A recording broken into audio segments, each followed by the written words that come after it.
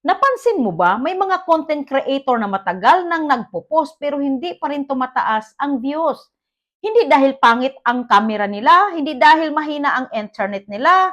Madalas, may mga ugali o paraan ng paggawa ng content na nagiging dahilan kung bakit hindi sila nag-grow. Kung ikaw ay content creator, baka isa ka sa mga ito ang kailangan mong baguhin. Una, ang creator na walang consistency. Ito ang creator na minsan lang mag-post. Ngayon, active siya. Pagkatapos ng isang linggo, nawawala. Minsan, 2 video sa isang araw. Tapos, mawawala ulit ng 2 linggo. Sa social media, mahalaga ang consistency. Kasi kung hindi ka palaging nakikita ng audience mo, hindi ka rin nila maaalala. Ang algorithm ay pabor sa mga creator na regular na nagbibigay ng content.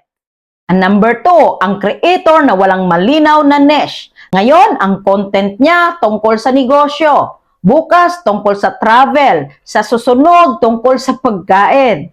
Walang problema sa pagiging creative. Pero kung halo-halo ang content mo, mahihirapan ang audience na maintindihan kung ano ba talaga ang value mo. Ang mga creator na mabilis lumago ay may malinaw na niche.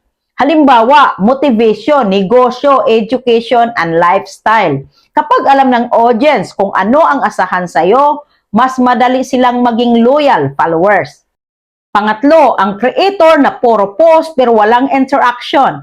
May mga creator na nagpo-post lang at umaalis agad. Hindi nagre-reply sa comments, hindi nag-engage sa audience, hindi nag-engage sa ibang creators. Pero tandaan mo ito, ang social media ay hindi monologue.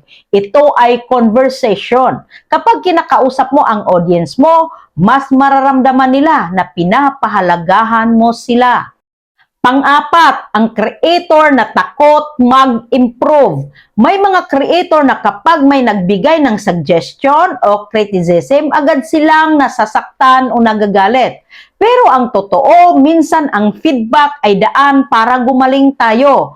Ang mga successful creators ay laging nagtatanong, paano ko pa napapaganda ang content ko? Hindi sila natatakot mag-adjust, mag-experiment at matuto sa pagkakamali. Panglima, ang creator na gusto agad ng resulta. Ito ang isa sa pinakamalaking dahilan kung bakit maraming creator ang hindi tumataas ang views.